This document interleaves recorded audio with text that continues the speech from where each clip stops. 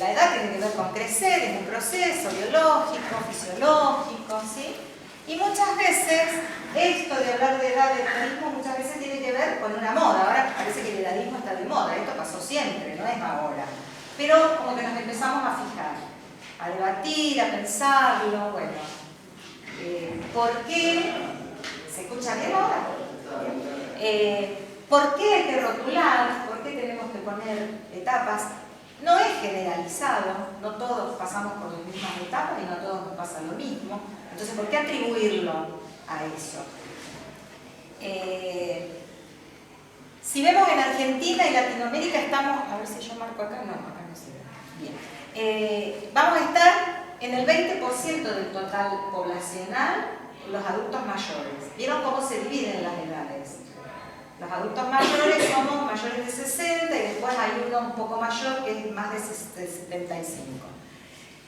Son un 10% de las personas que estamos dentro de esa edad que tenemos enfermedades. Entonces, ¿por qué lo vamos a tomar como una enfermedad o como parte de la enfermedad? No todo el mundo está enfermo a esa edad, no necesariamente.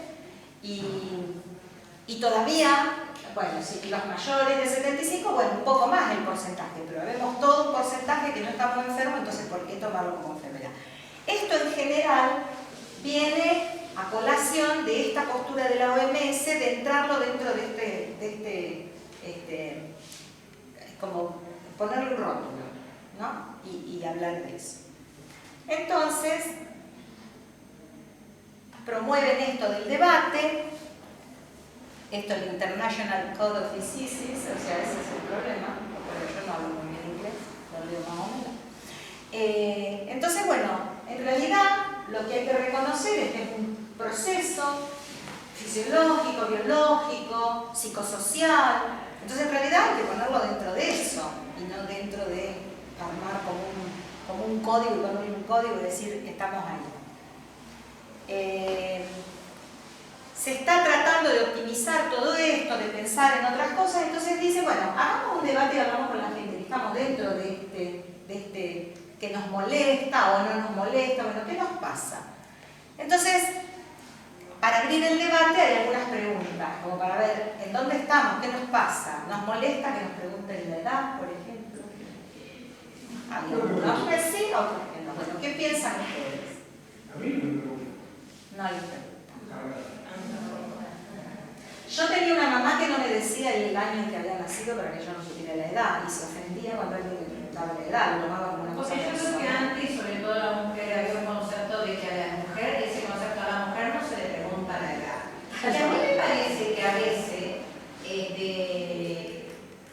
creo que a veces decir la edad hace pensar, decir, qué bien que estás, o qué claro de pensamiento, que sabe de la cuando tiene, ¿no es cierto? O sea, yo pensé que por el contrario. A mí me pasó el otro día que renové el carnet de conducir, que me lo dieron por 3 años, claro, me lo dieron por 3 años porque dentro de 3 años voy a tener 71. Y es como que me... dije, 71. Pero asociado, ¿ves? Si vos claro, hablas bien, tenés buena... A la vez anterior me dieron por 5, claro, no, porque claro, cuando venza, yo ya voy a tener 71, entonces ahí sí como que me hizo sentir. Claro, pero fíjate, vos sos la misma persona que rindió hace 5 años. Y si Salí te hubieran bien, calificado de la vida anterior. bueno, entonces, ¿por qué te lo dan por 30%? Porque se supone que uno va perdiendo las capacidades lógicas.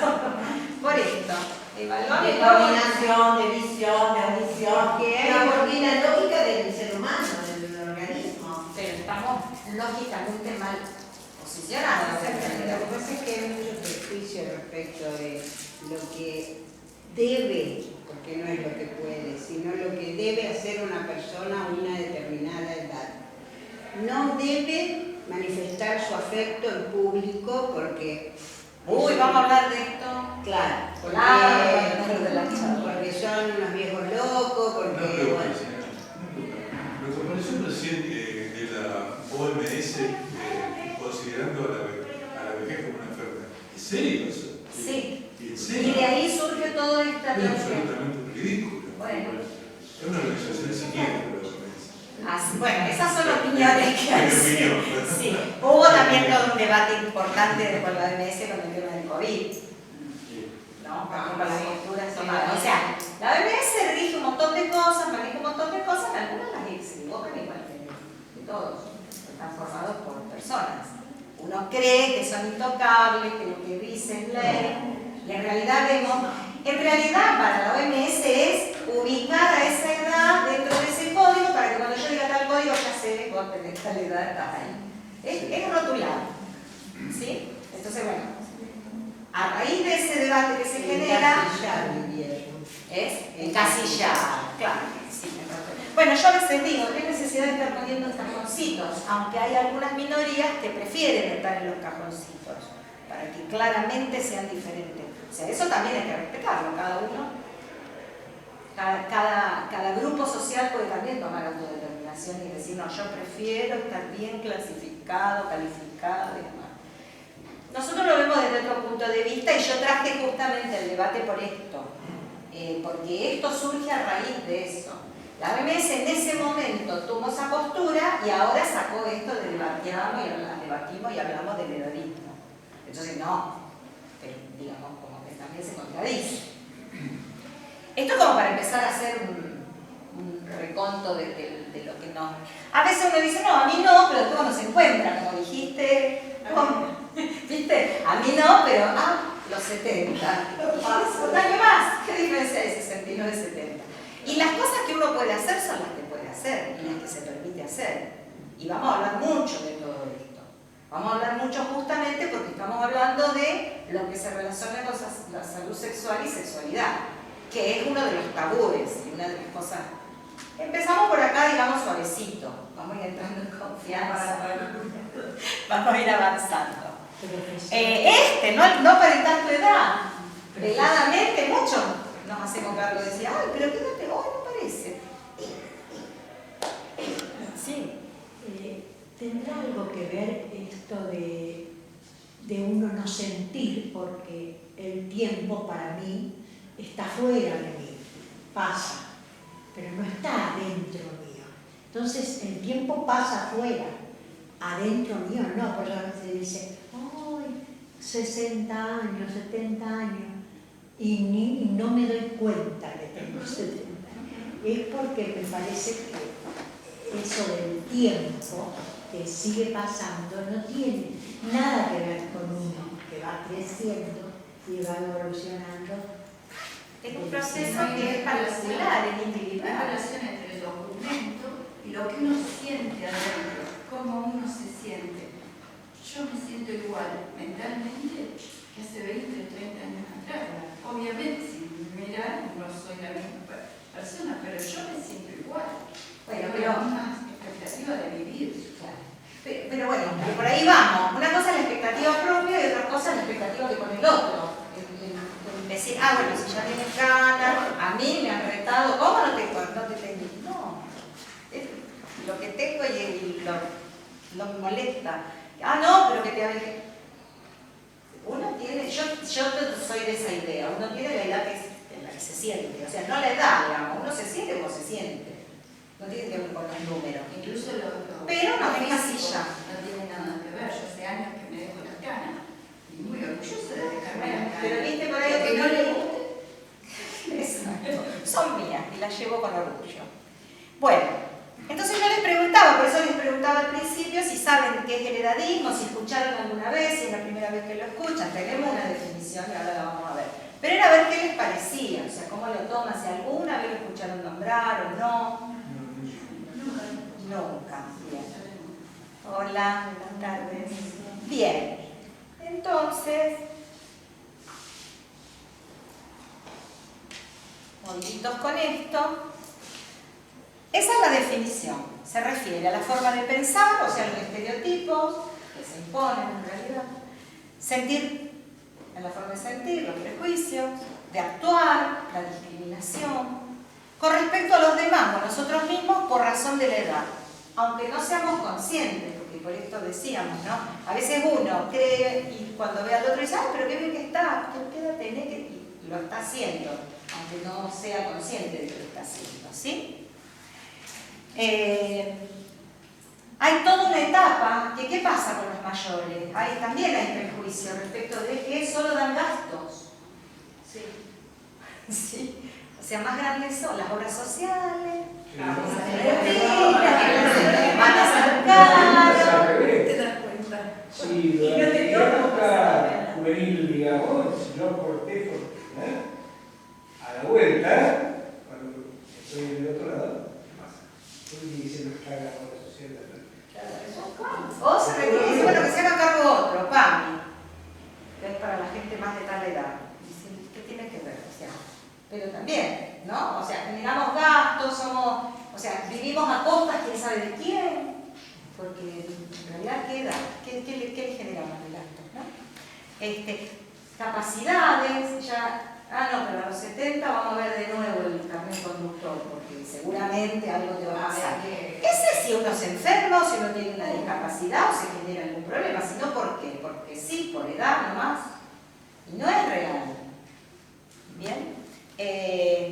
No poder desarrollar esto en algunas actividades. No sé si vieron una película, yo no recuerdo el nombre, que es Robert De Niro, que piden un pasante en una empresa.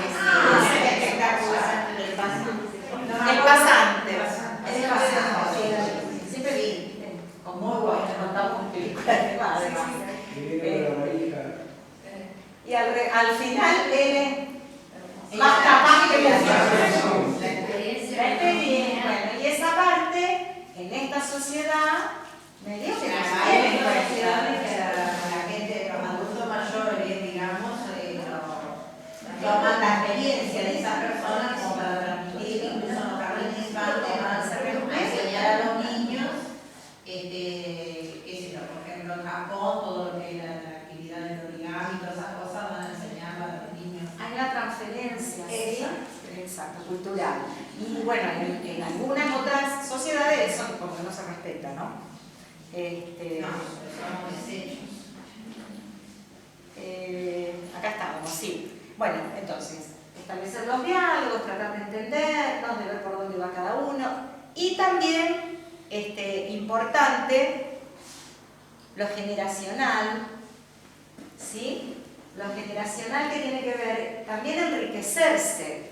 Que a veces uno dice, no, esto es, supongamos, solo para adultos mayores. ¿Por qué solo para adultos mayores? ¿Por qué tiene que tener una edad para poder acceder? ¿Por qué no podemos incorporar gente joven que también puede opinar y hacer una ida y vuelta? Entonces, eso es romper con estos esquemas del alrededor. Además de hacer el debate, porque nosotros siempre decimos, bueno, lo que nosotros hacemos acá también llévenselo. Y charlenlo en la casa, con gente más joven, con los amigos, con los hijos, con los nietos, con quien sea, con compañeros de trabajo, los que están activos. O sea, porque también el tema es ese, ¿no? Hacer como una marea. No me quedo solo con lo que aprendí para mí, sino que van a ver que vamos a hablar a lo largo de todos los talleres de muchos temas, incluso de ESI, porque los adultos parecería que los adultos mayores que tienen la de ESI, para los libritos que le están enseñando en la escuela. No, tampoco. De ESI, que también piensan ESI para los adultos mayores, ¿para qué? Y en realidad el adulto mayor o el adulto, por eso les quería preguntar cómo prefieren que nos nombremos. ¿Sí? Nosotros alumnos. Bien. Entonces, ese intercambio que puede haber con los más pequeños, con los jóvenes, hay todo un aprendizaje o un intercambio de conceptos y de situaciones que vamos a ir evaluando y que se va a ir dando esto, porque al ser una modalidad de taller, nosotros lo que queremos es que sea lo más interactivo posible. O sea, no que sea que nosotros nos paramos acá, le hablamos, ustedes se llevan lo que hablamos y listo. No, porque las opiniones todas valen y todos pueden tener puntos de vista diferentes, posibilidades en la vida que nos han llevado por distintos rumbos y que se han adecuado a formas de vivir, han compartido cosas, tienen distintas experiencias y todo suma. Entonces también nosotros decimos, bueno, todo esto que vamos a ir desarrollando, también es importante que sea un canal para transmitirlo al resto. O sea, no solamente para formarnos o para acompañarnos, sino además motivador para llevarlo para otro lado y también congeniar con el otro o disentir con el otro, pero tener también otras herramientas de aporte. Bueno, no sé si me quedó algo. Yo quería hacer un espacio de esto nomás. Bueno, de lo institucional ya hablamos desde el punto de vista ya de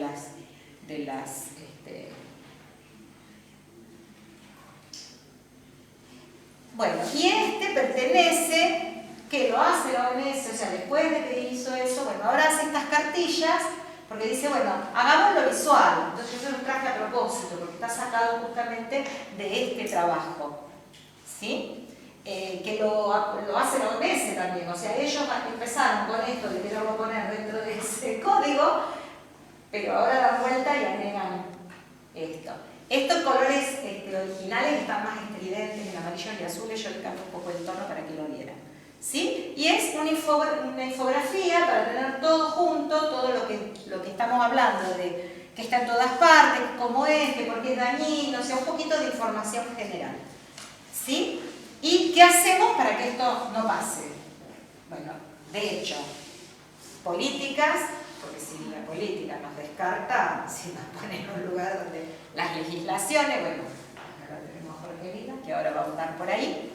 Actividades educativas, donde hagamos estas interacciones también con otras edades, con otros grupos, con los jóvenes y demás. Y lo intergeneracional, fundamental. ¿Sí? O sea, tratar de acercarnos, nuestras explicaciones y demás, estar siempre atentos. Obviamente que, digamos, los grupos que acceden a este tipo de talleres, cursos y demás ya tienen una motivación. Digamos, ustedes ya son un grupo que sale a lo mejor del común, porque por eso están acá, porque les interesa actualizarse, estar pendiente, interactuar, ¿sí? Juntarse. Porque esto además potencia otras cosas, encuentros, ¿sí? Debates, etc. Entonces, bueno, ya estamos en eso. Bueno, era solo eso, traerles un poquito. Si quieren hacer algún otro comentario. Sí, cómo no. Respecto a lo que está en imagen, tiene que ver con que lo plantea la Organización Mundial de la Salud. Sí. Bueno, digo, no es una discriminación que sea en blanco y negro. No, no es este color, es amarillo furioso y azul furioso. Yo le cambié el color porque era como demasiado y no sé cómo se iba a ver, entonces yo lo modifiqué. Pero el original y el registro original, o sea, todo el trabajo que yo se lo subí, yo lo que nosotros ponemos y debatimos, yo después se lo subo. Le subí el trabajo original donde están todas las preguntas, o sea, va mucho más profundo, esto fue una agregadita acá. Es todo amarillo y azul, pero bien estridente. Lo pueden buscar, está accesible en la web, ¿sí? Ese es el trabajo. Demographic Change and Health Leadership, del 2021, es nuevito. Lo otro del debate había sido 2019, 18 por ahí, cuando salió esto de ponerlo como que se armó. O sea, hubo todo un grupo de empresarios y comunidades que hicieron todo un apoyo y un manifiesto en contra de esto de la OMS. Esto es posterior. Eso fue el año pasado. Hay algunos lugares que tienen gente ya jubilada que se dedica a hacer asesoramiento a nivel mundial. En distintos países que estaba en la ONU, dirigiendo ahí entra, y eso Aquí no pasa. esa gente lo hace. A los 40 años ya sos que... Yo me jubilé, me dije, Para el mercado laboral. no, pero no existe más. Ah, sí, no sé. Ácido domingo ahora y por ahí. No es en todos lados igual, y eso también depende de quién sea el que comanda el barco en cada ocasión, porque también entendamos que también hay una cuestión política, que cada uno ejerce política dentro de sus instituciones, pero sí, poblacionalmente hay lugares donde sí se respetan, se los tiene en cuenta, pero no porque tengan que ir a pelear que los tengan en cuenta, porque se los tiene en cuenta porque se sabe que hay una sabiduría. Nosotros que somos parte de la extensión, siempre hay un diálogo, siempre hay un aprender del otro.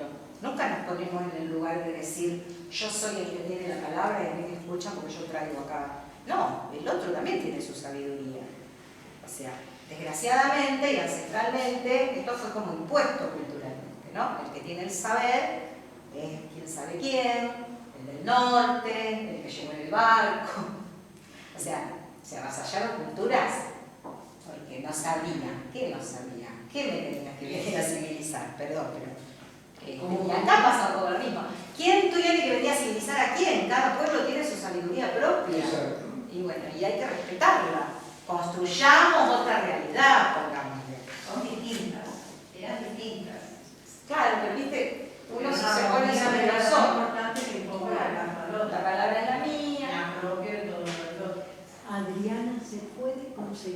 los apuntes que estás pasando. Yo se los estoy subiendo. ¿Vos te inscribiste en comunidades? Sí. Bueno, yo todo les subo. ¿Subir en dónde? A las comunidades, No sé. ¿Vos te inscribiste como participante? A comunidades, al taller.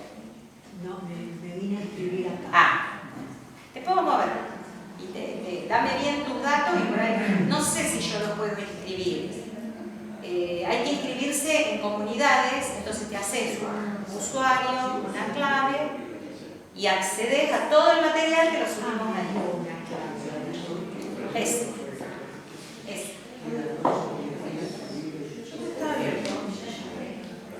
Bueno, si quieren seguir, tienen ideas y demás, lo seguimos.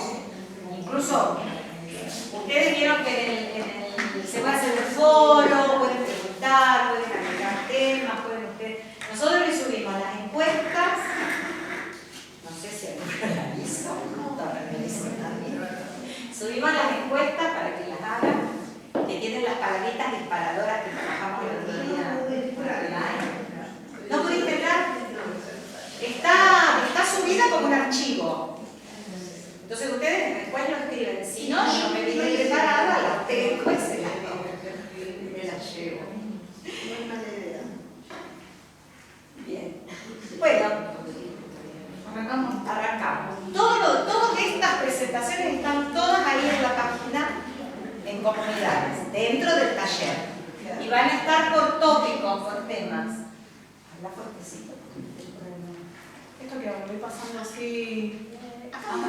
Sí, así.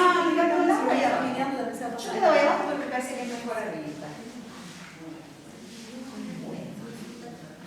Bueno, la idea hoy es hacer un pantallazo general por la normativa que nosotros tenemos. Yo voy a tratar de ser lo menos aburrida que se pueda, así que si ustedes ven que lo que les voy explicando se me empieza a dormir, yo voy a tratar de ir generando alguna especie de dinámica, porque a veces hablar de normas es como un poco denso. En realidad van a ver que en general la normativa es la normativa que se aplica a cualquier persona, o sea, no hay una diferenciación entre la normativa que se aplica a la vejez y la normativa que se aplica a los, no sé, a las personas mayores. ¿Cómo? Claro. Claro. Sí. Pero bueno, en realidad hay como una especie de idea, que un poco lo que decía Adri, de que cuando uno llega a la vejez, va perdiendo cierta capacidad de poder llevar adelante sus derechos. Y en realidad lo cierto es que las personas, los mayores adultos son sujetos de derechos y tienen, digamos, la misma capacidad o la misma posibilidad de acceder a los derechos que tienen el resto de las personas mayores dentro de nuestra normativa interna. El derecho se agregó o se incorporó a la gerontología o al ámbito del derecho de la ancianidad, como nosotros en la facultad le decimos derecho de la ancianidad, bastante tarde. Más o menos en el siglo XIX se incorporó el derecho a la seguridad social, que esto es lo que tiene que ver con las jubilaciones y con los derechos relacionados a eso. Pero en verdad el derecho empezó a incursionar hace más o menos unos 50 años en todo lo que tiene que ver con el análisis de cómo tienen que llevarse a cabo los derechos de las personas mayores. Y en esto de hacer referencia a los mayores adultos como sujetos de derechos, un poco lo que Adri decía, hay una cuestión que tiene que ver con una política de edades y que tiene que ver con diferenciar cronológicamente a las personas mayores en distintas etapas de la historia de la vida, pero como una manera de organizar socialmente a la ciudadanía, ¿sí? Entonces, entre los 60 y los 65 años, depende en qué legislación, las personas mayores son ancianos, son, vamos a ver un poco las distintas denominaciones, son a ver, ¿cómo le dicen? Gerontes, tercera, cuarta edad. ¿Cómo? Bueno, son todas es que en realidad, si nosotros analizamos las distintas denominaciones, suelen ser muy despectivas. Por eso un poco esto de desmitificar o quitar este estereotipo de que el anciano es algo como que o tiene una capacidad disminuida en sus derechos o tiene, digamos, un sujeto de derecho limitado, porque realmente si uno se pone a estudiar, la forma de la denominación, las distintas denominaciones son bastante agresivas, despectivas, y tienen que ver con esto de organizar con esta política de edades o con esta forma, digamos, de organizar socialmente, que a veces tiene que ver con la productividad. Entonces, digamos, cuando una persona tiene 60, 65 años y deja de ser productivo para el mercado, para el sistema, bueno, es algo que hay que excluirlo. Digo algo que hay que excluirlo porque básicamente deja de ser alguien o deja de ser un sujeto para ser un algo que hay que excluir. Bueno, en realidad hay bastantes avances de que estas situaciones no dejen de ser así como siempre se entendieron. De hecho, este es un espacio donde esas cuestiones desmitifican, ¿no? Digamos, este derecho a garantizar la educación, que la universidad abra, digamos, el espacio para que las personas, los mayores adultos, puedan acceder, digamos, a espacios universitarios. Un poco va rompiendo con esos esquemas que tradicionalmente implicaban que cuando una persona alcanzaba determinada edad, directamente quede al margen de la sociedad. Bueno,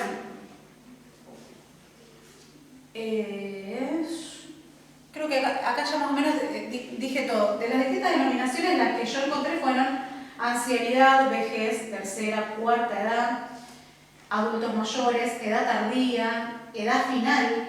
O sea, son todas denominaciones como muy... Eso seguro, pero son muy crueles.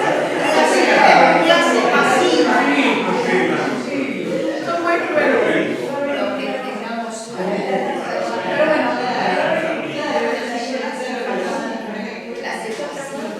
no, por eso es interesante un poco lo que planteaba Adri al principio de cómo uno se nombra a sí mismo, ¿no? Cómo uno se nombra dentro digamos, o cómo uno se siente, inclusive lo que decías vos, esto de, bueno, el tiempo va por un lado y yo siento que yo voy por otro, y la manera de percibirse, de verse, que un poco rompe ese esquema jurídico que a nosotros nos define etariamente, ¿no? Nos define en determinado grupo social que pertenece a una edad determinada y a determinada necesidad de garantizar derechos.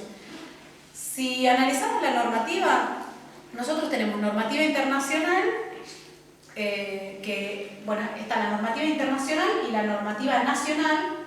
Dentro de la normativa internacional vamos a ver la que tiene rango constitucional, o sea, la que toda esta normativa, digamos, todos estos tratados donde nuestro país suscribió con otros países acuerdos internacionales que después se incorporaron a la Constitución Nacional y que pueden ser relativas a los derechos humanos y algunas de carácter regional, que es de países, digamos, que están dentro de la misma región, y después otros documentos que no son leyes o que no son convenciones o tratados, que también tienen carácter regional o internacional, pero que hacen referencia a esta cuestión.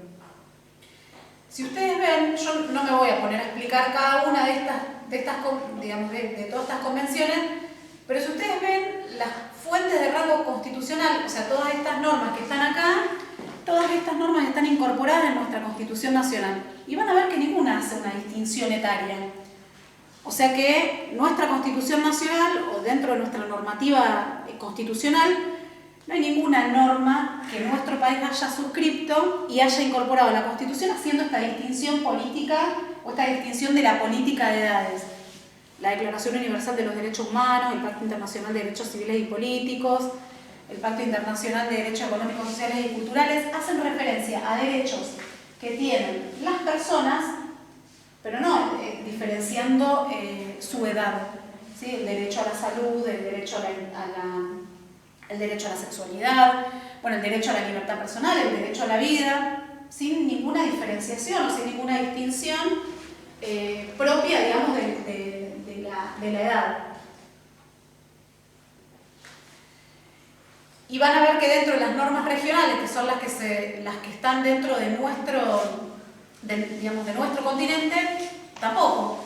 O sea, fíjense que ninguna norma, ninguna declaración o ninguna convención de las que están acá hace una distinción normativa respecto a, digamos, diferenciando la edad o diferenciando derechos, haciendo alguna distinción de derechos según la edad o según el lugar que uno ocupa dentro de ese estatus, digamos, dentro de la organización social.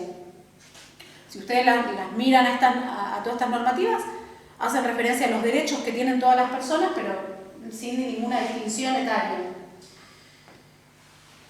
Los principios orientadores de carácter internacional sí son un poco más específicos, no tienen rango constitucional. Todas estas conferencias, todos estos principios son, nosotros le decimos normativa, pero en realidad son principios, o sea, reuniones internacionales en las que discutieron determinadas cuestiones relacionadas con la vejez, con los adultos mayores o con la ancianidad, y donde hicieron declaraciones específicas respecto a esas cuestiones. Pero si yo les traigo alguna de esas y les traigo alguna de las anteriores, no van a ver mucha diferencia, no van a ver que los adultos mayores tienen unos derechos y que en la declaración, en la Convención Americana de Derechos Humanos hay más derechos, ¿sí? Sino que acá específicamente lo que hay es proclamas específicas respecto a la ancianidad.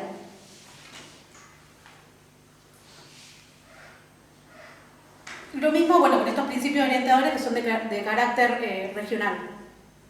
En general, ninguno hace una referencia específicamente, ya estoy siendo reiterativo, ninguno hace una diferencia específicamente a la ancianidad como una cuestión diferente o diversa de la adultez. Y hablando de esto de que se encasilla, cuando vos decís ancianidad, ¿a qué rango etario te referís? Bueno, en realidad, para nosotros, o sea, digamos, la ancianidad empieza a partir de la edad, que es lo que les decía antes, a partir de la edad en la que la persona, digamos, se jubila. 60, 65 años, a partir de esa edad, una persona se considera, no se considera anciano, sino que se considera dentro de los adultos mayores y empieza a tener determinadas cuestiones diferenciadas del resto de los adultos. Eso es una cuestión, digamos, dentro de la normativa que tiene que ver con la seguridad social. Eso es bastante, es antiguo, ¿no? En realidad tiene más que ver, digamos, tiene más relación con el tema de la productividad. Tiene mucha más relación con el tema de, bueno, una persona pertenece a este rango mientras trabaja, acá ya no va a trabajar más, o ya no puede trabajar más, o ya no debe trabajar más, y lo pongo acá. De hecho, hay países que consideran que es a partir de los 70 años, y en algún momento acá en este país también se discutía si eso se cambiaba y era a partir de los 70 años. Y es como bastante, ¿cómo decirlo? Como bastante arbitrario el tema de decir, bueno, en esta edad vos ya pasaste acá y de esta edad para acá sos esto. Porque un poco es como uno también se percibe, como uno siente que puede, es lo que hablábamos del carnet de conducir, ¿no? Si yo puedo manejar, si yo puedo hacer esto mismo, que probablemente a lo mejor alguien más joven sea menos prudente que yo, y entonces, ¿cuál es la diferencia? Y bueno, la diferencia yo creo que es productiva. O sea, es lo que, digamos, lo que en definitiva al Estado le interesa en términos productivos. Cuando uno deja o cuando uno pasa a no ser productivo económicamente, digamos, a trabajar y a producir, digamos, empieza a ser parte de otro grupo. Sí, por eso clase pasiva y clase activa. Exactamente. Y todas esas denominaciones son denominaciones, bueno, excluyentes dentro de la ancianidad, dentro de los adultos mayores, es excluyente. Activo, el que está activo, y pasivo, el que ya no está. Bueno, todas esas cuestiones siempre terminan como influyendo. Yo en realidad no podría decir si está bien, si está mal, sí sí lo que he encontrado es que todas las conceptualizaciones, todas las denominaciones son despectivas, son agresivas, y no sé cómo lo perciben ustedes, digamos, pero son, digamos, hasta discriminatorias dentro de esa... Lo que pasa es que, bueno, tenemos que reconocer que la edad o el tiempo que pasa no lo podés frenar, ¿no? Lo importante es, como decían hoy algunos de ellos, es la actitud que uno le pone a ese tiempo que pasa, ¿no? Y cómo te sentís físicamente, porque por ahí le podés poner toda la actitud del mundo, pero si tenés todas las enfermedades juntas, imposible, ¿no? Pero yo creo que esta cuestión del paso del tiempo, de la edad, bueno, no puede evitarlo, pero sí cómo uno decide vivir o transcurrir ese tiempo que pasa, ¿no? Es una opinión personal. Sí, seguro. Yo creo que uno tiene que tratar de vivir y no de sobrevivir. Eso es el triste. Yo de tipo pregunta así por no saber, ¿no? Así como la ley no es igual, la ley no es igual para todos, no es el mismo un chico, una persona. Después de que pasamos los 21, que ya somos desde la ley vistos de otra manera, ya no hay límite, o sí, o se hace algo permisivo después de... Hay una escalita ahí, pero en realidad serían los 21 donde dice, bueno, ya puede ser... los 18 habilitan algunas cosas, no a todas. Los 21 habilitan más a todo. Pero yo me pregunto de si para adelante, así como porque supuestamente se protege la niñez, no tienen la capacidad por ahí de discernir uno de 18 porque es adolescente, vemos que pasan cosas, pero digo, protegiendo a los niños. Para adelante, ¿hay algún estrato de edad que la ley diga, bueno, no, pero tiene más de tal edad, entonces lo protejo de la misma manera que protejo a la niñez? No. Las prisiones domiciliarias. Eso, bueno, ahí en realidad, digamos, en términos civiles... No, pero por ahí la parte jurídica. Claro, ahí la no, parte no jurídica dice decide. está explícito y prisión domiciliaria. Por ejemplo. En términos civiles no hay un límite. En términos penales está el beneficio, en realidad la posibilidad de obtener prisión domiciliaria a partir de los 70 años. ¿Solo por edad? ¿O ahí se incluye que si la prisión domiciliaria? Solo edad. La prisión domiciliaria es para los mayores de 70, para las mujeres que están embarazadas o tienen hijos menores de 5 años, para los que tienen algún problema de salud incurable, o una enfermedad incurable, que es muy difícil, igual hay que acreditar que uno tiene una enfermedad incurable y que no va a tener dentro del establecimiento penitenciario la atención médica que le corresponde, pero en términos de edad, a los 70. Sí. En realidad no, sí, pueden ser los de la corte, también pueden ser... Quise decir, la gente que está buscando eso, ¿no? O sea, el instituto legal acá de... Sí, a veces pueden ser los médicos forenses y muchas veces son los médicos del servicio penitenciario. O sea, el tema de bueno, nos vamos un poco del tema, pero no importa. El tema de la prisión domiciliaria, porque cuando hay una enfermedad incurable, en realidad lo que se busca es que la persona que está privada de libertad tenga tratamiento respecto a su enfermedad terminal o enfermedad incurable. Si ese tratamiento el servicio penitenciario se lo puede dar, porque puede obtener la medicación, porque puede recibir la atención médica a través de la enfermería o a través de los médicos del servicio penitenciario, se evalúa si es conveniente o no digamos, que la persona tenga prisión domiciliaria. No es que es automático. Lo mismo lo de la edad, no es que es automático. No es que tiene 70 años y automáticamente le dan la domiciliaria. ¿Eso vale para los violadores también? Eso vale para cualquier persona que está privada de libertad. Porque los violadores se sabe que son irrecuperables, acá en la China. Claro, lo que pasa que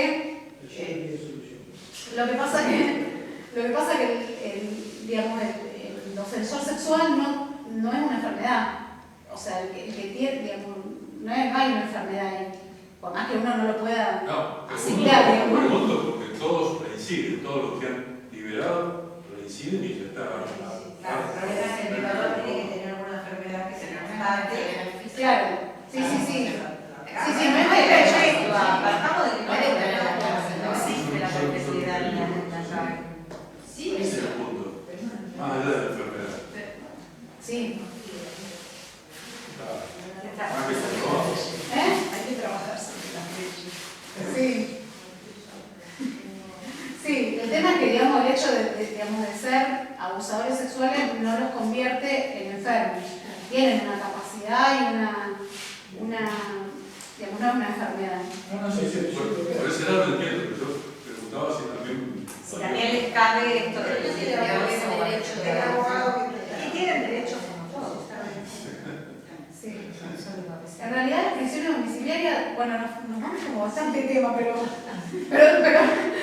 mí no me molesta. La prisión domiciliaria no es tan sencilla de dar y no es tan habitual que las personas le den. No es que, llegó hasta acá, bueno, a ver, reviso y le doy la prisión domiciliaria. Es bastante difícil que una persona quiera la prisión domiciliaria, sobre todo porque los niveles de reincidencia son altos y entonces los jueces no dan domiciliarias, así como uno a veces puede ver en la televisión de que dan domiciliarias. Sin embargo, tantas negaciones con la excusa del COVID y todo lo demás. Bueno, acá no lo hubo. ¿Te refería a Rosario?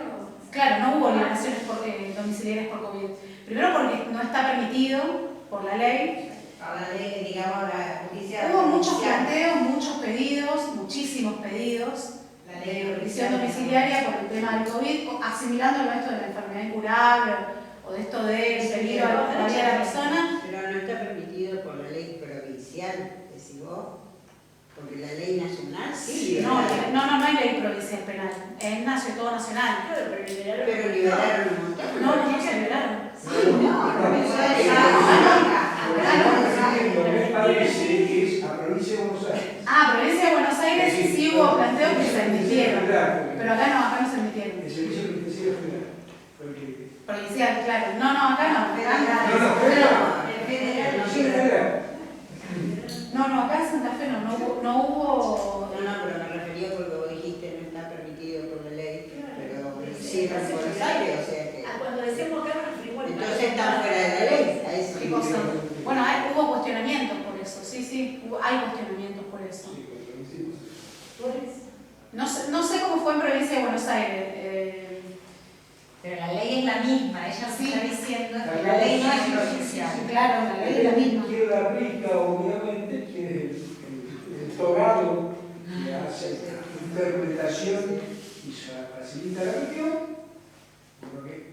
Sí, de todas formas, a ver, para desmitificar, y esto en realidad yo les cuento que yo trabajo en el Centro de Justicia Penal, trabajo en la parte penal, y el tema de COVID lo trabajamos bastante. Acá en Santa Fe no hubo planteos, hubo algunos aislados, y en realidad tenían que ver, no porque, o sea, todos los que pidieron prisión domiciliaria por COVID fueron rechazados, pero todos los que tenían una enfermedad terminal o incurable fueron tramitados, fueron realizados por peritos y fueron evaluadas sus prisiones domiciliarias. En el caso de Provincia de Buenos Aires, los casos que yo conozco, que los conozco porque los tuve que estudiar en el momento en el que estábamos viendo el tema de las domiciliarias, eran enfermedades terminales, o sea, aquellos que recibían tenían enfermedades terminales o tenían más de 70 años. Entonces pedían la domiciliaria no por COVID, sino en función de que estaba el COVID, pedían la domiciliaria por los requisitos que establece la ley. Cáncer terminal, mujeres embarazadas, después, cáncer terminal, principalmente mujeres embarazadas, bueno, y en los casos de militares que estaban condenados por delitos de lesa humanidad, que habían superado los 70 años. Pero tenía que ver con eso, con esos requisitos. Fue en el marco del COVID, pero tenía que ver con esos requisitos. Fuera de esos requisitos que establece la ley, no. Sí, bueno, después en la televisión uno ve un montón de cosas, de hecho, va viendo y uno dice, no, yo misma digo, no puede ser, y después en realidad a veces, cuando uno lo profundiza un poco más, no es todo tan así, digamos, o a veces sí,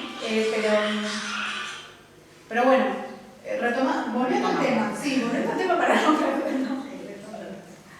Volviendo al tema para no perdernos. Los derechos fundamentales, entonces, que establecen todas estas normativas que les decía, y que tiene que ver con esto de que, lo vuelvo a repetir, si bien el Código Civil no establece un límite de edad, en el ámbito de la seguridad social decimos que a los 60 o 65 años la persona ya puede o ya está en condiciones de presentar su jubilación, y hay ciertas cuestiones que son limitativas respecto a eso. Por el pantallazo que yo les mostré, ustedes pueden ver que no hay ninguna norma que limite a los adultos mayores. Y dentro de los derechos fundamentales, nosotros lo que hicimos fue dividir en tres grupos. Los derechos de autonomía, que tienen que ver con la vida y con la salud, que tienen que ver con la libertad, con la igualdad y con la propiedad. Los derechos de participación, que tienen que ver con el trabajo, con la cuestión relacionada con las asociaciones, con el uso del tiempo libre, con el ocio, con la recreación, todos estos derechos que tienen que ver con participar en determinados espacios sociales. Y después, bueno, estos derechos de prestación o de crédito que son especiales o específicos dentro de este rango etario, por así decirlo, que tienen que ver con la jubilación, con la pensión, con el desarrollo y con la educación. Estas son las tres grandes separaciones o divisiones. Ustedes van a ver que estos dos no tienen ninguna diferencia con cualquier edad. De hecho, esto no tiene ninguna diferencia con los 0 años en adelante. Y acá, bueno, hay alguna cuestión, pero van a ver que no tienen una diferencia, no hay una diferencia normativa relacionada con la edad o con lo que una persona mayor adulta puede hacer. Estos específicamente sí son como más concretos, digamos, digamos dentro de la edad, pero... ¿Esto por qué me quedó así? ¿Se achicó? No sé qué pasó, pero bueno... sí, no sé. No sé qué pasó. Pero bueno, esa es una forma, esta que les mostraba antes, una forma de clasificar los derechos. Después está esta otra forma que me quedó desordenada, que son estos 12 principios, que es una clasificación que hace Facio, que son similares, pero en realidad lo distingue en 12 principios que acá no se ven bien, no sé por qué me quedó así chiquitito. Que bueno, son los mismos derechos, pero en realidad están como desglosados o separados, no por grupos, y que tienen que ver con lo mismo, ¿no? Esto tiene que ver con los derechos de autonomía, ¿sí? Todos estos tienen que ver con el derecho de autonomía, estos tienen que ver con los derechos de prestación, los que están más abajo que no se ven bien, a ver, yo creo que lo tenía impreso. Lo tenía impreso. ¿Sabes que a veces se desconfigura? Que tiene... Saca de la presentación. Está bien. Si total es eso, porque no se ve bien, no sé por qué hice. Esto es algo que hice. Pero bueno, es una clasificación que hace donde en realidad hace distinciones un poco más desglosadas que las anteriores. A mí por ahí me gusta más la anterior porque los condensa en grupos y bueno, qué sé yo, no sé, a mí me gusta más eso, pero en realidad acá ven que son los mismos y acá hace como una alusión mucho más separada dentro de los derechos fundamentales. Y todos estos derechos fundamentales están todos en todas las normativas que les mencionaba antes, esta normativa de rango constitucional que está incorporada en nuestra Constitución Nacional, toda esta normativa que es de rango regional.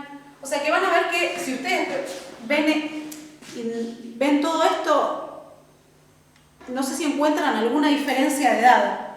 Digamos, encuentran ustedes leyendo todos estos derechos que están un poquito desordenados, encuentran algo que pueda decir, bueno, esto es exclusivo de los adultos mayores, ¿encuentran alguna distinción dentro de estos derechos fundamentales? Uno no lo encuentra como escrito, pero ustedes imagínense un adulto en una institución. Un adulto en una institución, ¿tiene derecho a la intimidad? Digo, nosotros lo vemos así, decimos todos estos derechos nos asisten. Nosotros puestos en cualquier lado tenemos todos estos derechos y los tienen que cumplir. Un adulto en un institucionalizado tiene derecho a la intimidad. Tiene derecho.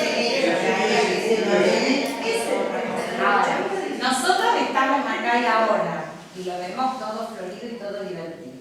Cuando nosotros nos hacemos cargo de un adulto mayor, si nos tocó en algún momento tener un adulto mayor viviendo con nosotros en casa, ¿le respetamos derecho a la intimidad?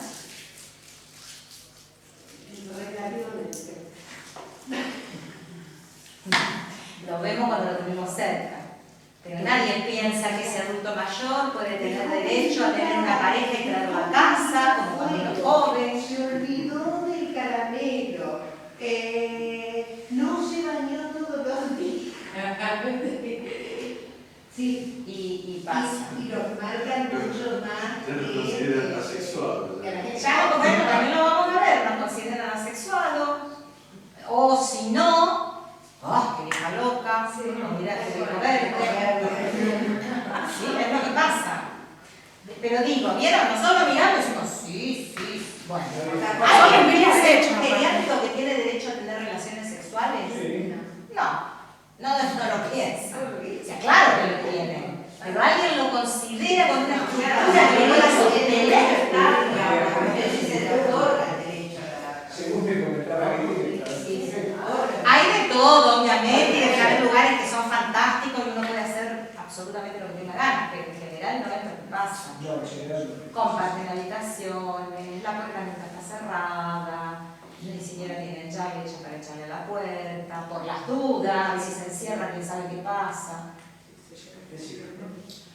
¿Qué pasa? Doctora, sí. En la parte anterior hablaba de eso, de la prestación de crédito, jubilación, pensión. Y, por ejemplo, yo tuve un problema porque después que me jubilé seguí trabajando. O sea que después de jubilado hay alguna ley que no permite que uno siga trabajando si no tiene autorización o algo así. O sea que hay algunas leyes que funcionan en contra de... Sí, las de la seguridad social son las que ponen ese límite de... O sea, una vez jubilado no Una puede vez trabajar. jubilado no se puede seguir trabajando, porque perdés. No es relación de dependencia. No es relación de dependencia. Si vos te salvas y haces cargo de 2.000 seguro, nadie te va a decir nada. Pero cuando vos salís, o sea, relación de dependencia, ¿qué significa? Que alguien tiene que pagar un seguro por vos, tiene que hacer las prestaciones, y así ya estás jubilado. ¿Qué prestación te voy a hacer? Cuenta propista, pero no en relación de dependencia. Te contratan, según el caso, hasta tanto tiempo. Te pueden recontratar una vez que te jubilaste hasta tanto tiempo. ¿En la universidad? A nosotros nos aceptan hasta los 70 años, después de 65. Sí, no en todas, pero sí. Sí, para algunas no, para algunas te jubilaste y fuiste. Que no pasa en todas, para algunas te jubilaste y ya está. No te hubieras jubilado, te contestan. No pasa así. Pero yo podría seguir este trabajo con un contrato. ¿Para qué te jubilaste? Agresivo. Y pueden optar hasta una determinada sí, o hasta los 60 suponete, pero la mujer puede seguir 5 más. Y el varón a los 65. Después te retiran. Muchos lugares te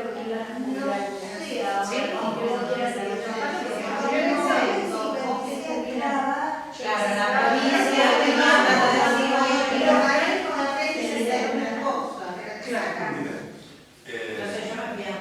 Sin ánimo machista, A ver si nos escuchamos, que hay una pregunta acá.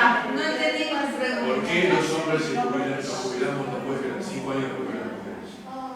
No sé específicamente cuál es, o sea, no sé específicamente cuál es el criterio por el cual se selecciona esa distinción de edad. Sí creo que debe ser una cuestión machista. Sí, probablemente se piense que esto de que los hombres tienen más capacidad productiva que las mujeres, porque las mujeres tienen más tareas de cuidado. Yo que hice otro curso cuando iba de la salud y familia, nos habían dado, la profesora que nos daba una explicación de que era porque la mujer al tener hijos como que sufre un desgaste con el embarazo, o sea, la salud es como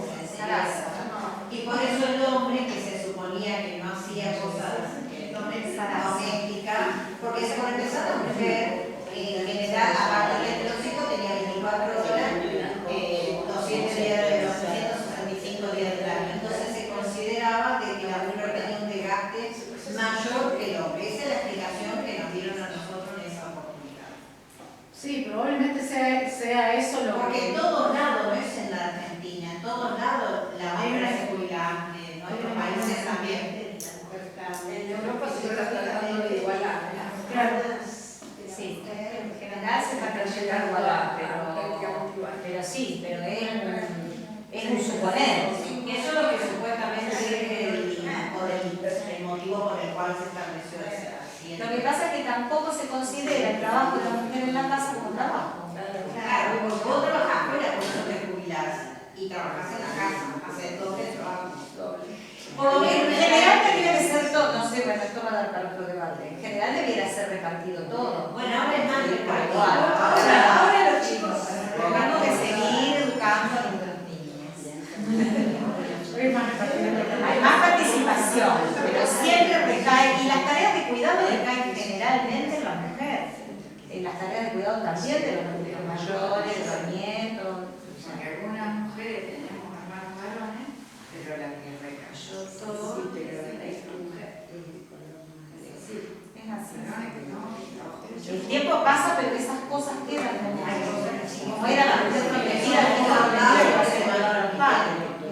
pasa.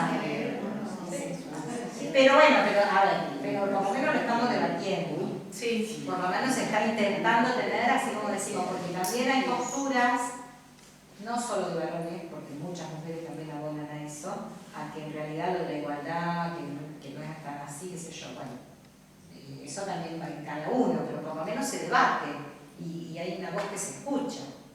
Porque el problema es cuando está instalado así y no hay tutía, digamos, como solíamos decir, no hay debate. Esto es así. Esto de las edades, muchas mujeres están de acuerdo en jubilarse antes y otras no. Y bueno, habría que escuchar todas las voces, a ver qué opinan, todas las minorías y todas las mayorías. O sea, no. Depende de qué tipo de trabajo también. Algunos son más desgastados, más desgastantes. Claro, sí, por supuesto, sí. Pero por eso, es como si se tomara la media para todos igual, y no es para todos igual. Muchas mujeres no maternan, por ejemplo, ahora es más común, que posponen la maternidad y algunas no están interesadas en maternar y no maternan. Entonces, mira, porque cuidan, y la que vive sola y no cuida a nadie, también hay. Como hay varones solteros que no cuidan a la familia, no cuidan a nadie, hay mujeres también están en esa parte. Entonces también hay habría que... Ahora, ¿cómo se hace para tener conforme a todos? Ahí no sé. Y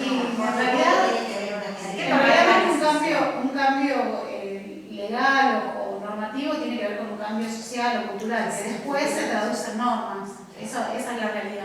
La jubilación de la ama de casa no existía.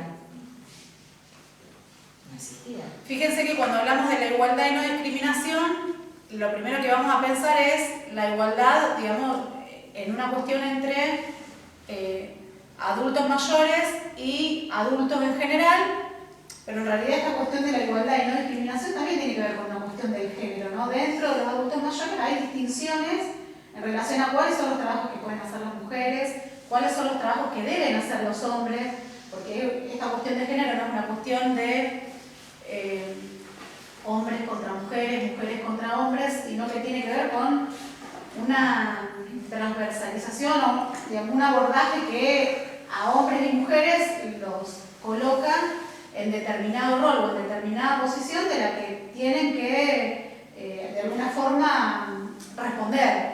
Y esto de la igualdad y no discriminación también tiene que ver con esta cuestión de género, ¿no? Porque un hombre no puede tener determinados trabajos que a lo mejor sean más, no sé, relacionados con qué sé yo, con cuestiones domésticas, y por qué las mujeres no pueden tener determinados trabajos más masculinos. Esto es, ¿por qué una mujer no puede ser colectivera? ¿Por qué un hombre no puede tener?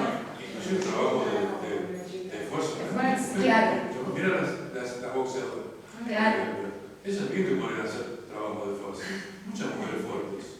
Pero también se discrimina. Claro. Bueno, esa discriminación o esta, digamos, es algo que, como les decía, y medio que estoy repitiendo todo el tiempo lo mismo, ustedes se van a ir con la cabeza pensando todo el tiempo lo mismo, pero tiene que ver con que esta distinción entre adultos y adultos mayores en realidad es una distinción que sirve para justificar o para, digamos, de alguna manera explicar ciertas cuestiones, pero que en la realidad, digamos, lo que tiene que ver con la garantización de derechos no necesita distinción. Vamos a ver el tema de los derechos sexuales, que es más específico de lo que tenemos que ver acá en el taller. Los derechos sexuales comprenden la salud reproductiva, la orientación sexual, que esto también es todo un tema aparte, creo que hay una parte del taller mucho más específico que lo van a poder explicar mucho mejor que yo. El tema de no discriminación por orientación sexual y el placer sexual como un derecho humano básico. Supongo que acá en esto de los derechos sexuales ustedes van a tener, todos vamos a tener, pero principalmente ustedes van a poder decirme alguna anécdota en la que a lo mejor se hayan visto imposibilitados de expresarse o de hacer alguna referencia relativa a la salud reproductiva, al placer sexual. Hay una cuestión que tiene que ver con que esto de los derechos sexuales son un tabú y principalmente en los adultos mayores hay una cuestión de no digamos nada, ocultemos todo, tapemos todo y no hagamos referencia a ninguna de estas cuestiones y que tienen que ver incluso con esto de el derecho a tener información sobre la salud reproductiva, sobre la salud sexual, esto que decía Adri de la ESI, conocer, digamos, las cuestiones que tienen que ver con los derechos que tenemos hombres y mujeres, y bueno, y obviamente la cuestión del placer sexual como un derecho dentro de los que están, digamos, enunciados ahí. Bueno, lo que tenemos acá es esta explicación respecto a que la salud sexual integra todos los elementos que tienen que ver con las emociones, los elementos intelectuales y los elementos sociales y culturales del ser sexual. O sea, la salud sexual involucra todas estas cuestiones emocionales, cuestiones del raciocinio, cuestiones sociales de la sexualidad y un poco lo que les decía antes, tiene mucho que ver el derecho o la posibilidad de obtener información respecto a estos derechos y el derecho a poder desarrollarse o desenvolverse en un ámbito placentero dentro del derecho sexual. Y bueno, y la sexualidad es una cuestión que tiene que ver con la interacción de cuestiones biológicas, psicológicas, sociales, económicas, políticas, culturales. Es un aspecto central del ser humano, generalmente un poco lo que decíamos antes, la cuestión sexual, la cuestión de la intimidad, la cuestión de la sexualidad, a determinada como que se vuelve, se reprime, se excluye, se esconde.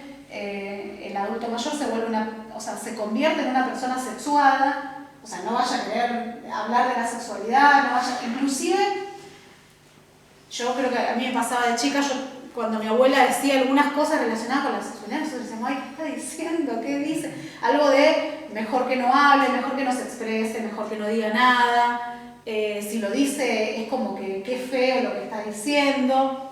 Ni hablar de, ni se les ocurra querer casarse, ni se les ocurra querer tener parejas si enviudaron.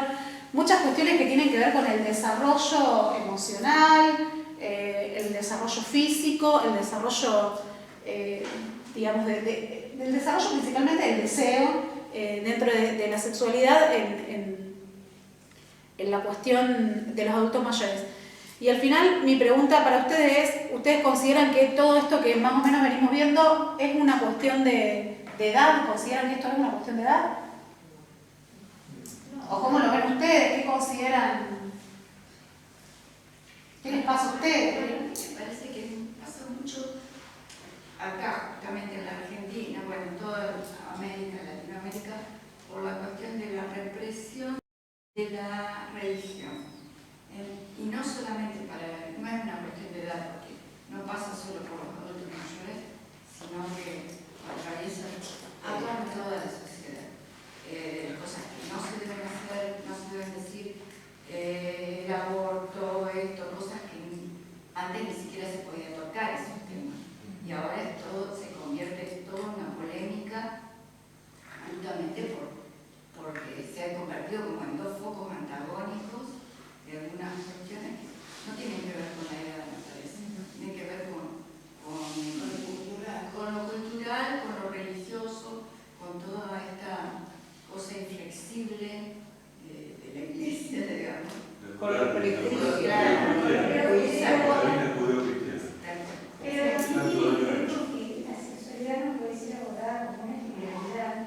sino que la edad tiene etapas. Creo que no abordar la sexualidad, digamos, como una parte de nuestra vida que va cambiando y se va transformando y va generando distintos momentos de la vida del ser humano, al no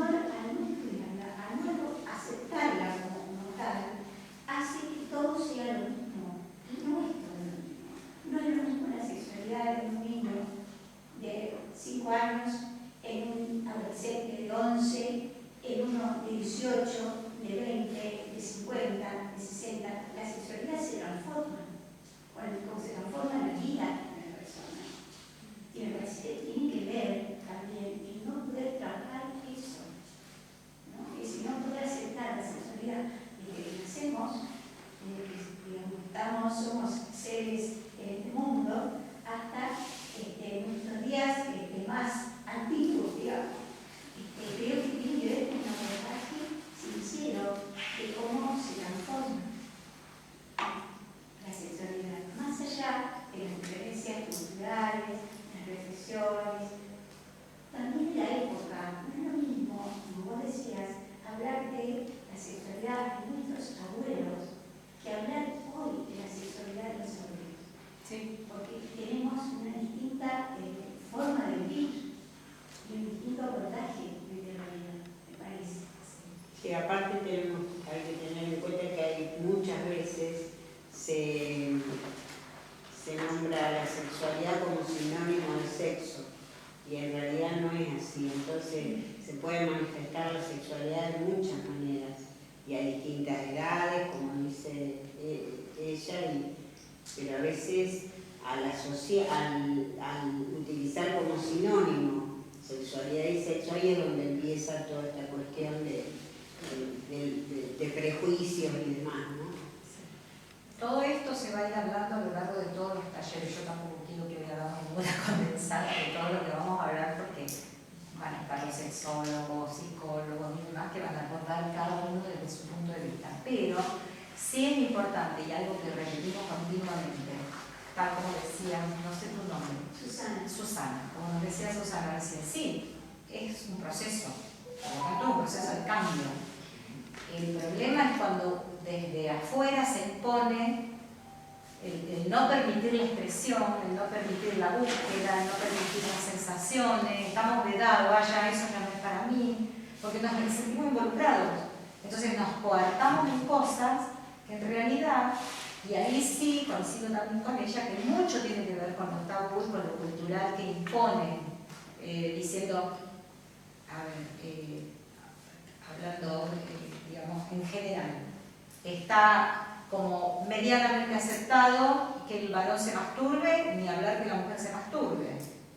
Nunca, o sea, piensen ustedes con sus compañeras cuando eran adolescentes, si alguna le comentaba a la otra que se tocaba o no se dejaba de tocar. Entre los varones como que se admite, o sea, ay, bueno, cerró la puerta del baño, lo debe estar haciendo. No, hacemos, ahí también hay una cuestión de género, ¿sí? Pero, ¿dónde está puesto? No sé si ustedes se acuerdan de la película Marcor, cuando el cura le decía a los chicos, si tú te tocas San Jacinto llora, y los chicos miraban a San Jacinto, porque todos se tocarían. Entonces, ¿por qué evitar? O sea, ¿por qué venir con estas trabas que tan mal nos hacen? Porque pensemos en nuestra adolescencia, en nuestra adultez y demás, cuando tenemos que empezar a remarla, a lo mejor a los 60 años, a ver qué nos gusta que nos toquen. ¿Por qué no lo aprendimos antes? No habíamos pasado mucho mejor. Sin que hayan problemas. O sea, ¿por qué poner el pecado, el tabú, lo que no se debe, cuando es una cuestión fisiológica, normal, biológica, conocer el cuerpo? A ver, yo tuve un profesor de biología que era magistral, que falleció hace poquito, que era de contra y avanzada, y a nosotros nos damos clases espectaculares donde todo el resto lo miraban como diciendo, que hoy le están diciendo a los chicos y a las chicas. Era terrible. Pero nosotros tenemos como recuerdo que por lo menos alguien nos habló de algo que nos pasaba.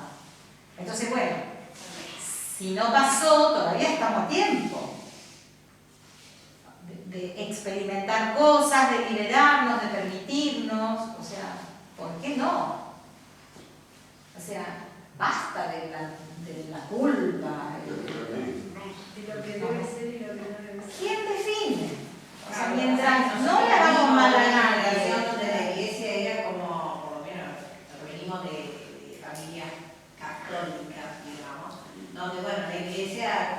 imponía ciertas cosas que la relación sexual, por ejemplo, se tenía solamente para procrear, no había, el placer no existía. Pero ahí ya van a ver cuando la antropóloga también hace un recorrido, perdón, nosotros no dejamos avanzar tampoco. No, igual. Hoy nos vamos por las ramas en todo. Van a ver que hay también muchas culturas donde tampoco se permite el placer, se mutilan para que no haya placer. Se está la lucha de que se vayan eliminando ese tipo de cosas. Porque O donde el jefe de la tribu es el que deflora a la niña que va a ser pareja, o adultos, bien adultos casándose con niñitas que bueno, o sea, culturalmente, o sea, dentro de la cultura se hacen barbaridades, no solo porque la Iglesia Católica dice barbaridades, o sea, en arte no sé qué, de que alguien tendrá lo que supone que es el saber o el por qué, se evitan cosas que son de la naturaleza, digamos, o sea, ¿por qué nos tratamos tan mal? ¿No? En esto, en las prohibiciones, porque digamos, dentro de todas estas, la Iglesia es una de las más suaves, es más psicológico, digamos, ¿no? Pero la Argentina, o sea, hay algunas culturas que hasta el día de hoy, no es que estamos hablando de hace 50, ¿sí? A nivel mundial sobre el tema de la fertilización de la chica musulmana. Sí. Y en el África. Y en el África, sí, les cortan el clítoris. A los hijos. Les sacan los labios, chiquititas. Es sí. importante que en la escuela, en los colegios, una buena educación sexual. Tal cual, sí. Es lo principal para, no sé, o sea, higiene sexual, evitar los embarazos no deseados, para no llegar al aborto. Claro, pero ahí era, no hablemos de esto porque no sea cosa que se den cuenta, que se pueden tocar, por ejemplo. Sí, justamente Y acá. poder disfrutar, ¿no? No sé, no es todo genitalidad. El niño, cuando es el Sí. los niños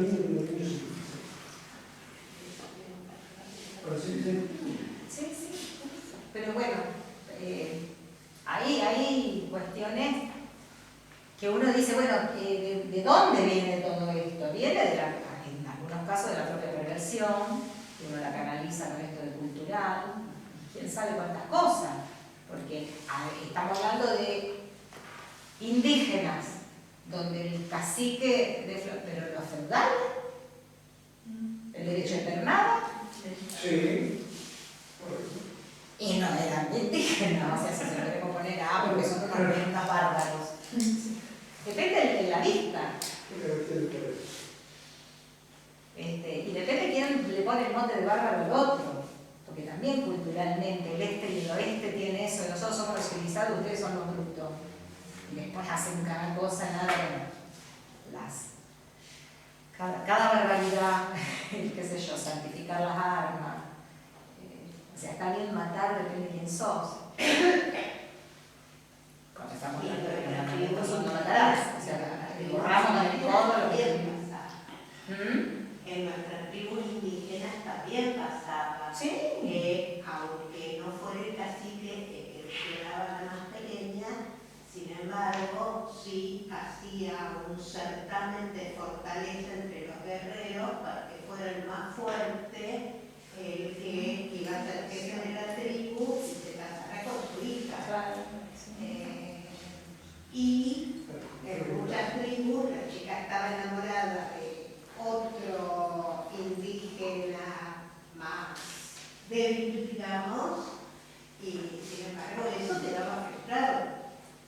Y en nuestra cultura también. Sí. Casamos bien a las chicas. Le dijimos, no, que tenga plata, que tenga campo, y la chica queda bien casada, no importa si le gustan los varones, ni pensemos, o sea, nada, hay que casarla bien. Y de los varones se elige cuál es el que va a trabajar en campo y al resto a ver con quién lo podemos ubicar para que también nos dé buen pasar cuando estemos grandes. O sea, es del humano, yo creo, que no es de la cultura cometer esta barbaridad. Sí. Lo Por importante eso necesitamos las leyes. Sí, eso iba a decir como para tratar de encauzar lo que veníamos hablando. En realidad las leyes y los cambios sociales no van siempre de la mano.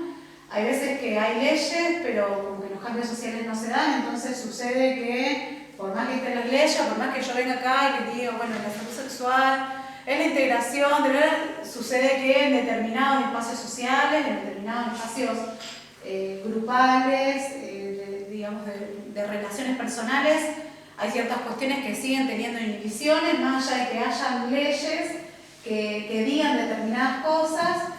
Y bueno, lo importante en realidad de que todas estas cuestiones estén reconocidas legalmente es, digamos, garantizar, digamos, que el cumplimiento de los derechos, pero es cierto que no siempre se garantiza el cumplimiento de los derechos, porque hay veces que, incluso lo que decías vos, hay inhibiciones internas que tienen que ver con, no sé, las creencias religiosas, que no son tan de antes, te digo que no son tan de antes, mantienen mucha actualidad. Porque se te va transmitiendo, digamos.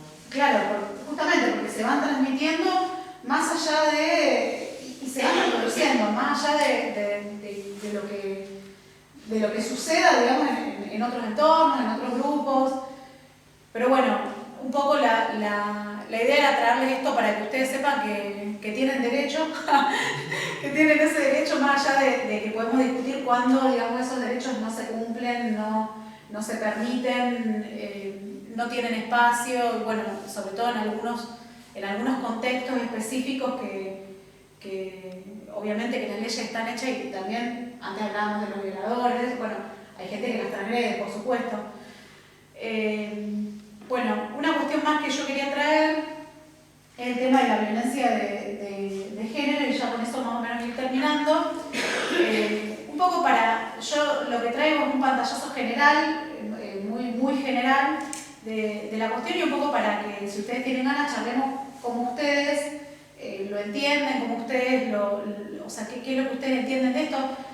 Esto en realidad es muy antiguo, o sea, las normas digamos, si yo tengo que traer la normativa internacional como les traje antes, es muy antigua, pero bueno, la cuestión de la violencia de género está muy de moda hablarla ahora. Está muy, digamos, de moda. En realidad, hoy en día se visibiliza mucho más de lo que se visibilizaba antes, pero en realidad la normativa siempre existió, y bueno, la violencia también. Bueno, si nosotros tenemos que hablar de esto de la violencia de género, obviamente que yo no les puedo decir, bueno, hay violencia de género, ¿cuándo? Porque no hay una única forma de ejercer violencia, sino que es un fenómeno multicausal. Hay múltiples causas que se dan dentro de la violencia de género, y un tema sumamente complejo, porque es sumamente complejo desde el punto de vista normativo, jurídico, incluso desde el punto de vista biológico, la cuestión de género.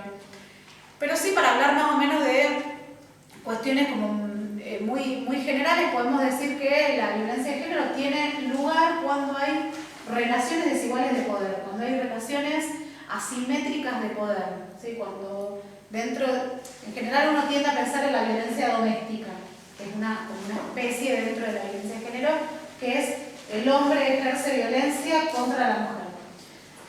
Y esos tipos de violencia pueden ser violencia física, pueden ser violencia psicológica, violencia sexual, violencia económica, violencia simbólica. Es decir, que puede presentar distintas formas y tiene que ver con esto de la construcción de roles y estereotipos, ¿sí? El lugar que ocupa la mujer, un poco a colación de lo que veníamos hablando antes, bueno, el lugar que ocupa la anciana, el anciano dentro de la sociedad, bueno, el lugar que ocupa la mujer y el hombre dentro de determinada sociedad. A mí no me gusta hablar de la violencia de género hablando de hombres que ejercen violencia contra las mujeres de manera así cerrada, sino que me gusta más pensarlo desde este punto de vista, desde el punto de vista de la construcción de roles y comportamientos asignados socialmente. Porque me parece que los hombres también, dentro de esta violencia, si bien en casos concretos o en casos específicos son los que ejercen estas relaciones desiguales de poder, culturalmente son parte de una construcción de un rol o una construcción de un estereotipo o de una... Nosotros le decimos, digamos, hay un rol asignado dentro de la sociedad que el hombre y la mujer deben cumplir. Y cualquiera que se desvía de ese rol, en realidad está, de alguna manera, alterando el orden social, ¿sí? Si yo como mujer no lavo los platos, no hago la comida, no me ocupo de las cosas de la casa, no me ocupo de mis hijos, y me dedico a estar afuera de mi casa, no sé, perfeccionándome profesionalmente, teniendo un trabajo gerencial, bueno, de cierto modo, dentro de esta cuestión de construcción de roles, yo me desvío del rol que socialmente, culturalmente tengo asignado como mujer. Y lo mismo el hombre. Si el hombre dice, bueno, a mí la verdad que para mí el trabajo, a mí con que me dé para vivir, yo prefiero estar en mi casa con mis hijos, dedicarme a disfrutarlos, a cuidarlos, a estar con ellos, a ayudarla a mi mujer, a hacer las cosas, no sé, a ir al supermercado, me encanta ir al supermercado. Bueno, si un hombre tiene ese tipo de rasgos sociales, también se está desviando del rol que tiene asignado socialmente, ¿sí? Un hombre que no desea ser productivo, sino que desea ser hogareño, se desvía, digamos, del rol social que tiene. Ay, bueno, no, por eso, yo tenía tirada a las 8 menos cuarto. No, me asusté que ya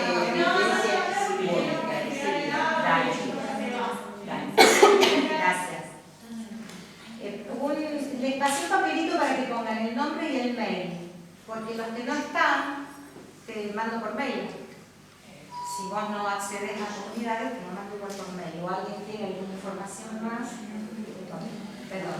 La violencia simbólica en realidad tiene más que ver con una violencia que no se ejerce explícitamente, sino que es más implícita. Por ejemplo, no poder pertenecer a determinados lugares, no poder, digamos, ser excluida dentro de determinados espacios, por ejemplo, no sé, qué sé yo, políticos, sociales, culturales.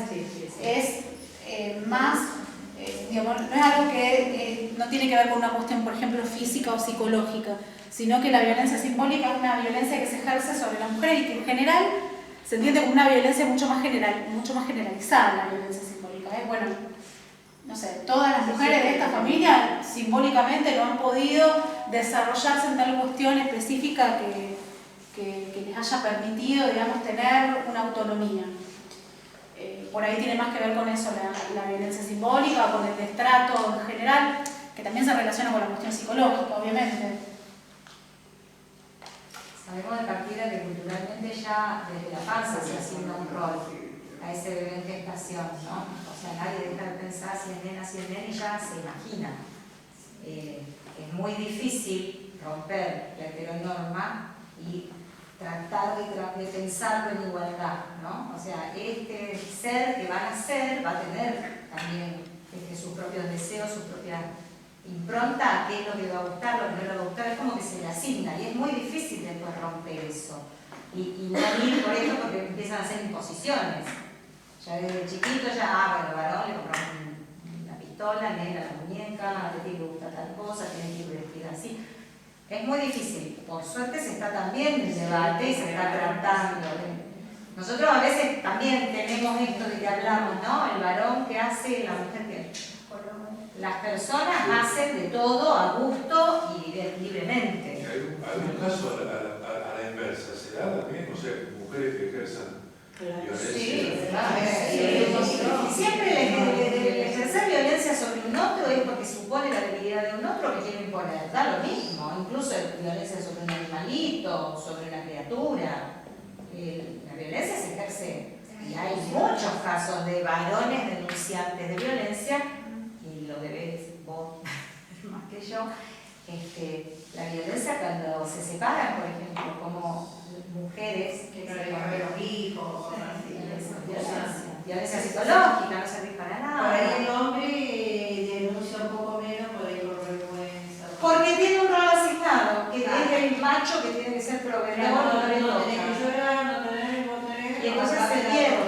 Y en parejas heterosexuales también se da. O sea, no es que solamente varón-mujer y es varón sobre la mujer. O sea, siempre tiene que haber una persona que toma el rol de dominante de un dominado, pero ahí no hay género. O sea, eso se construye también. Sí. Bueno, modalidades de violencia. Violencia doméstica, que es lo que nosotros habitualmente asimilamos a la violencia de género. En general, uno cuando habla de violencia de género asimila mucho más esta cuestión de la violencia doméstica, la violencia institucional que puede darse en cualquier institución estatal. qué sé yo, geriátricos estatales, fuerzas de seguridad, digamos, ámbitos educativos, la violencia laboral, la violencia contra la salud reproductiva y la violencia obstétrica, todas las mujeres, o sea, cualquiera de ustedes que haya sido madre, seguro tiene algún ejemplo o conoce a alguna mujer que haya sufrido violencia obstétrica. La violencia mediática, que tiene que ver con los medios de comunicación, que puede ser particular, cómo se habla en relación a determinada mujer, o cómo se habla en relación a las mujeres, ¿no? ¿Cuál es el tratamiento en relación a las mujeres? ¿Cómo a las mujeres se las trata en los medios de comunicación? Y bueno, y la que es pública, que digamos, lo distingue, digamos, en realidad puede darse, digamos, junto con cualquiera de todas estas. Para yo ir cerrando, no sé qué hora es. ¿Cómo? Bueno, para ir cerrando rápidamente, les quiero contar cómo son las etapas del ciclo de violencia.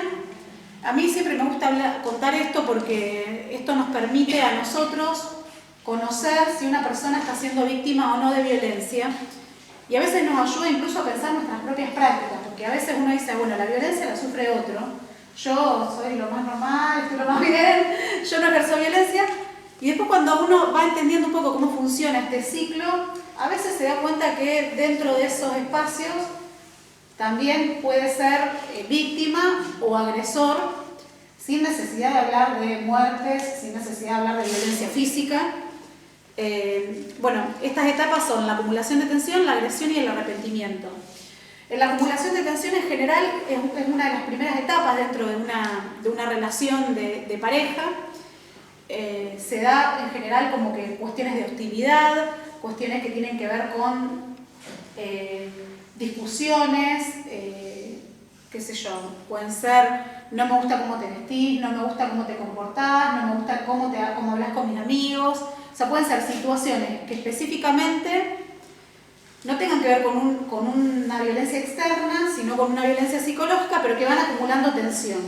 Y esa tensión que se va acumulando puede desarrollarse físicamente. Un empujón, un tironeo de pelos, un manotazo, una cachetada, un golpe de puño. Ahí ya pasamos a la segunda etapa, que es la etapa de agresión. En esa etapa de agresión, en general, cuando hablamos de la violencia doméstica, lo que sucede es que la mujer se da cuenta o reacciona de que está en una situación de violencia de la cual es víctima.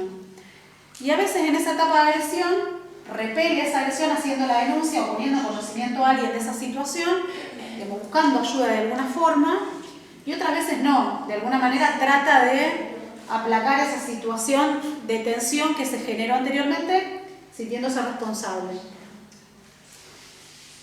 Después de esa etapa, lo que encontramos es la etapa de arrepentimiento, esa etapa donde, bueno, después de que, para ponerlo así como, y para explicarlo medio rápidamente por una cuestión de tiempo, después de que te pegué y te agredí y vos te diste cuenta de que esto no lo vas a tolerar, me arrepiento. Me arrepiento, te pido disculpas, fue la primera vez, fue la única vez, nunca me había pasado, nunca hice esto, yo no soy así, y empieza esta etapa de la luna de miel, donde vuelve el enamoramiento de la pareja y donde la mujer cree que el hombre, a veces esa etapa, digamos, no, queda en esa etapa y se termina, pero en general lo que nosotros solemos ver en estas cuestiones dentro de la dinámica de estos ciclos de violencia es que estos ciclos son, para ponerlo en un ejemplo como gráfico, son circulares o cíclicos, son espiralados. De acá vuelvo acá y esa acumulación de tensión es mayor, esa etapa de agresión es mayor, ese arrepentimiento es más rápido o es más lento, depende de cómo sea la dinámica de relación. Si me denunciaste, tardo más o te agredo peor. Y toda esa dinámica cíclica se va dando, o se va, digamos, haciendo como una especie de bola de nieve que se va haciendo cada vez más grande. Yo creo que en estas situaciones de la violencia, yo traje esto de la violencia de género porque me pareció que era por ahí interesante traerlo y bueno, discutir un poco cómo ustedes lo ven, digamos, dentro de sus espacios, cómo ustedes lo ven dentro de los ámbitos en los que se desarrollan, o qué es lo que ustedes vieron y que antes a lo mejor no se discutía o no se hablaba. Tenemos como muy poquito tiempo, pero bueno, me gustó esto de traerles esto para que ustedes sepan un poco cómo funciona ese ciclo de violencia y cómo a veces en ese ciclo de violencia somos víctimas o somos victimarios también. A veces las agresiones tampoco no tienen que llegar a los golpes, puede ser un grito, un tratar al otro con un destrato. Sí, no son tan violentas. O indiferencia también. También. Claro, indiferencia, sí, sí, tal Y cual. vuelvo, no solo de género, pero eso, acá no solo planteamos desde la violencia de género, pero eso en cualquier ámbito, incluso en el laboral, podemos sufrir un ciclo de violencia. O familiar, por ejemplo. Familiar, con los adultos, Eso se se da, de los jóvenes. y el adulto no Claro. denuncia, más bien No. se avergüenza. Claro, encima le hacen creer que porque ya está viejo hace las cosas que hace. O sea, hablamos que también cuando hay violencia de género, siempre le hace creer que es culpable y responsable que el otro se enoje que él. La pregunta que siempre me hago de esto, ¿qué pasa con la familia? O sea, amigos, hermanos, En los padres, entornos. nadie se mete, nadie interfiere. A veces es complejo porque hay veces que la mujer no lo dice, ni siquiera se da cuenta que esa violencia no es algo permitido. Pero a veces hay O sea, marcas, hay golpes, hay... Sí, generalmente hay marcas, pero hay veces que esa violencia es histórica dentro de esa mujer porque tenía ya padres violentos, madre violenta, claro, hay veces que tiene que ver con eso y otras veces no tiene que ver con eso, otras veces porque en realidad uno se imagina, que por eso yo lo traigo, que esto le pasa a otro, a mí no me va a pasar esto le pasa a otro. Pero hay veces que uno se encuentra en una relación donde termina siendo violento o termina siendo violenta y dice, no, pero yo no soy víctima de esto, a mí no me está pasando lo que le pasa a la que está a la vuelta de mi casa, que no sé qué, que no se sabe defender, tiene que ver con muchas cuestiones. Por eso, esto de que es un fenómeno que tiene múltiples causas y que no podemos, digamos, circunscribirlo de alguna forma. Muchas veces las mujeres no denuncian, se avergüenzan de esa situación, se avergüenzan de tolerar eso, sienten que lo merecen, creen que hicieron algo para generar eso. Son las culpables y responsables. Sí, pero también Hay que reconocer que hay mujeres que se hacen respetar y que no aceptan violencias psicológicas y menos aún físicas. Sí, y chao. Y eso es una cuestión cultural. Baja autoestima, no sé qué, sigue quedando. Yo creo que hay una cuestión cultural que tiene que ver con el rol que las mujeres tienen y que se traslada a través de la familia. Esto que veníamos un poco charlando, ¿no? Bueno, como mi familia me enseñó así, yo aprendí así, si yo llego a denunciar, si llegan a entrar en mi casa, llegan a ver que yo estoy en esto, que estoy haciendo todo esto. O sea, nosotros, los que estamos en la parte penal, lo vemos mucho de, mira, yo nunca hice ninguna denuncia por nada, yo no tengo problemas con nadie. Y en realidad, digamos, si un hombre le ve a una mujer no tiene que explicar por qué está yendo a denunciar. Pero hay una situación interna de decir, bueno, yo todo esto, no sé, como que soy medio ajeno de esta situación. También pasa que a veces no se sabe, por eso también decíamos, bueno, vamos a hacer, que no va a dar el tiempo, pero lo hacemos la próxima. A veces no se sabe cómo manejarse, incluso uno testigo no sabe qué tiene que hacer, y a veces tampoco se quiere entender eso, porque a veces eso también trae otra historia, como la violencia en la escuela, que un chico viene la violencia en la casa y la maestra sabe que tiene que denunciar, pero ahora que voy a llamar a la policía, mañana la policía y después bueno, entonces también pasa que el entorno a veces no acompaña. Claro, Sí, la policía tiene que pagarle porque sí,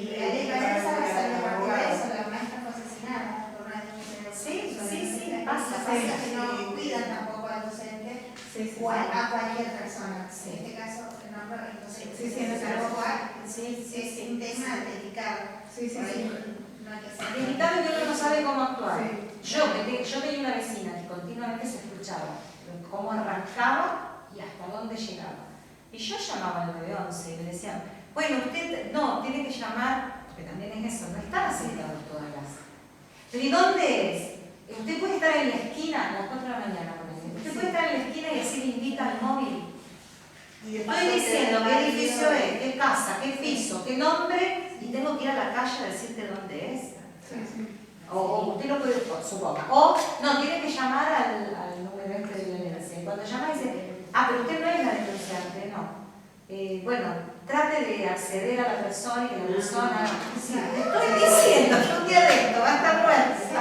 Y vos me decís qué tengo que hacer, otro rato no. Bueno, todas esas cuestiones funcionan como inhibiciones dentro de. Son como, digamos, efectos que son son desalentadores para poder llevar adelante una denuncia. Bueno, yo lo que les traje son los datos de los centros territoriales de denuncia, que por ahí me pareció que es verdad que uno nunca sabe, digamos, dónde tiene que ir, a dónde tiene que ir. Fiscal, ¿a dónde voy? Claro, los centros territoriales, bueno, acá en Rosario están en todos estos lugares.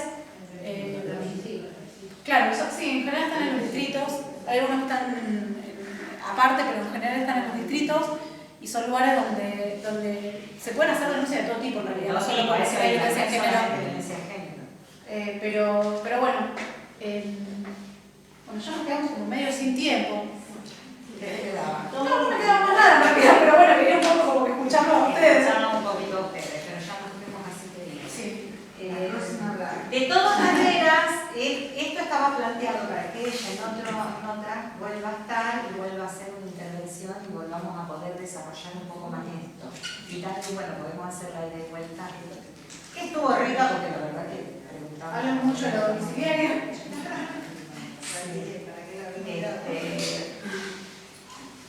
No sé si quieren alguna cuestión particular que lo podamos